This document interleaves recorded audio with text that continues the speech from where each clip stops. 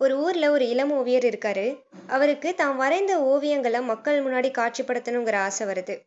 இதனால தாம் வரைந்த ஓவியங்கள் எல்லாத்தையும் எடுத்துட்டு மக்கள் நடமாடுற இடத்துக்கு போறாரு. அவர் வரைந்த ஓவியங்கள் எல்லாத்தையும் சாலை ஓரத்துல வரிசைப்படுத்துறாரு. ஒரு பலகையில, மக்களே, நான் ஒரு இளம் ஓவியன்.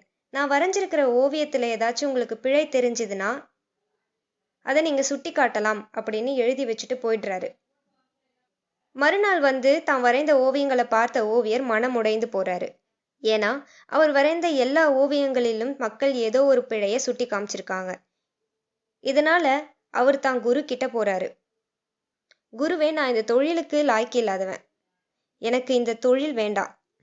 மக்கள் என்ன ஒரு ஓவியனா பார்க்கல. நான் வரைஞ்ச எல்லா ஓவியத்திலும் ஏதோ ஒரு பிழை இருக்கு.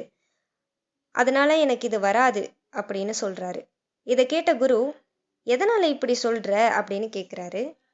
இளம் ஓவியர் தான் செய்த விஷயங்கள் எல்லாத்தையும் குரு கிட்ட சொல்றாரு. இதை கேட்ட குரு, சரி, உன்கிட்ட இதே மாதிரி சில ஓவியங்கள் இருக்குல்ல, அதை எல்லாத்தையும் என்கிட்ட கொடு அப்படின்னு கேட்குறாரு. இளம் ஓவியரும் தான் வரைஞ்ச ஓவியங்கள் எல்லாத்தையும் குரு கிட்ட கொடுக்குறாரு. குருவும் அந்த ஓவியங்கள் எல்லாத்தையும் எடுத்துட்டு போய் அதே சாலை ஓரத்துல வரிசைப்படுத்தி வச்சு ஒரு பலகையில, மக்களே, நான் ஒரு இளம் ஓவியன். என் ஓவியத்துல ஏதாச்சும் பிழை இருந்துச்சுன்னா அதை நீங்களே சரிப்படுத்துங்க அப்படின்னு எழுதுறாரு.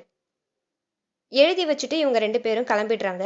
மறுநாள் குருவும் இளம் ஓவியரும் வந்து பார்க்கும்போது அந்த ஓவியங்கள்ல எந்த ஒரு மார்க்கும் கிடையாது. யாரும் அந்த பிழையை சரிப்படுத்தவும் இல்லை. அவங்க எப்படி வச்சுட்டு போனாங்களோ அதே மாதிரியே இருக்கு அந்த ஓவியங்கள். அப்பதான் இளம் ஓவியருக்கு ஒரு விஷயம் புரிய வருது. தான் செஞ்ச பிழையை சுட்டி காட்டுற மக்கள் தான் செஞ்ச பிழையை சரிப்படுத்துங்க அப்படின்னு சொன்னதும் யாருமே முன் வரல அப்படிங்கிறது. ஒரு விஷயம் நம்ம செய்கிறோம் அப்படின்னா அதில் வந்து புகழ்ச்சியும் இருக்கும், இகழ்ச்சியும் இருக்கும். புகழ்ச்சியும் நம்ம காதில் எடுத்துக்க கூடாது, இகழ்ச்சியும் நம்ம காதில் வாங்கிக்க கூடாது. நம்ம செய்கிற வேலையை கன்சிஸ்டன்சியாக செஞ்சுக்கிட்டே இருந்தோம் அப்படின்னா கண்டிப்பாக அது ஒரு நாள் பலன் கொடுக்கும்.